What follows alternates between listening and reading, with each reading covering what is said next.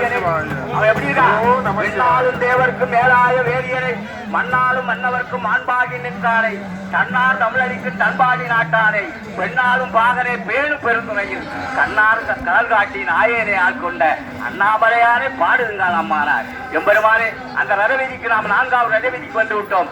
எங்கிருந்து தேர் புறப்பட்டதோ அங்கு வந்து 4வது ரதவீதி அடைந்து விட்டது. ஒவ்வொரு மனித வாழ்க்கையிலும் எல்லா வல்ல பரம்பொருளிடம் இருந்து பிரிந்து வந்துவிட்ட ஜீவாத்மா மீண்டும் பரமாத்மாவை அடைய வேண்டும் என்ற உயர்ந்த சித்தாந்தத்தை நமக்கு எடுத்து காட்டுகிறது. 3வது நிலைக்கு மனித வாழ்க்கையில் இருந்து ஒரு மனிதன் உயர்வடைய அந்த ஞானத்தினுடைய இருப்பிடமாகிய அந்த வேதம் என்று சொன்னால் ஆண்டவனுடைய மெய்ப்பொருள் என்று பொருள். அதை உணர்ந்து இந்த நிலையை அடைந்து வந்துவிட்டோம் என்பது பொருள். ஆகவே மனித வாழ்வில் எம்பெருமானுடைய திருவடிகளை நிறைவேறுகின்ற அந்த ஞான மார்க்கத்தினுடைய 4வது நிலையில் இருந்து கொண்டோம். ஆகவே இந்த அடியார்களோடு இருந்து அருள்பாலிக்கின்ற உயர்ந்த நிலையை மாணிக்க